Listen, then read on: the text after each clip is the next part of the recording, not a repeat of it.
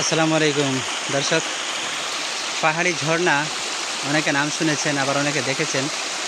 এই যে দেখেন আমাদের এলাকায় পাহাড়ি ঝর্ণা। আসলে ঝর্ণার যে শব্দটা, ঝিরিঝিরি শব্দটা মন আন্দোলিত করে, খুব ভালো লাগে। আর আমাদের আমাদের পাহাড়ি এলাকায় এরকম অনেক ঝর্ণা দেখা যায় বর্ষা মৌসুম আসলে। আর এই ঝর্ণার পানি অনেক দিন প্রবাহিত হয়। বিশাল উঁচু পাহাড়টি, আমি পাহাড়ের উপরে উঠতে পারবো না, এখন সন্ধ্যা ঘনিয়ে এসেছে।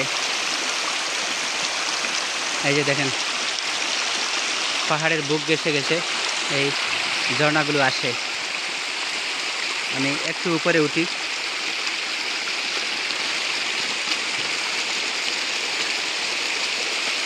খুব সুন্দর লাগে এবং খুব ভালো লাগে, মন প্রফুল্ল হয়ে যায় পাহাড়ি ঝর্ণা দেখলে। এগুলো মহান রব্বুল আলামিনের কুদরত,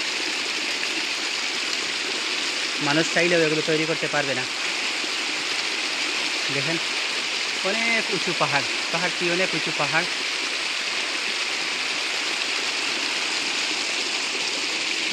ওই যে পাহাড়ের বুক ঘেঁষে ঘেঁষে এভাবে গিয়ে নিচু ভূমিতে প্রবাহিত হচ্ছে এই ঝর্ণাটা।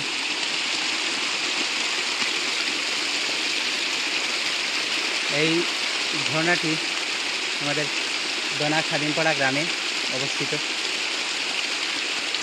এরকম অনেক ঝর্ণা আমাদের এলাকায় দেখা যায়। এরকম বর্ষা মৌসুম আসলে বা অনেক দিন প্রবাহিত হয় এভাবে পানি। বৃষ্টি বন্ধ হলেও এই ঝর্ণাগুলো হুট করে বন্ধ হয় না, অনেক দিন যাবত প্রবাহিত হতে থাকে এই ঝর্ণাগুলো। অনেক উঁচুতে উঠেছি আমি পাহাড়ের, আর উপরে উঠতে পারবো না, কারণ এখন সন্ধ্যা ঘনিয়ে আসছে। আর পাহাড়ে জানেন অনেক ধরনের সাপ বিচ্ছু থাকে।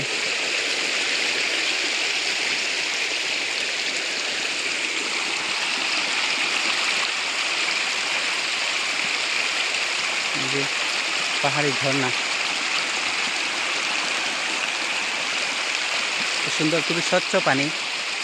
যদিও মাটি ঘেঁষে আসছে, কিন্তু পানিগুলো খুব স্বচ্ছ এবং খুব ভালো পানি, সুপেয় পানি।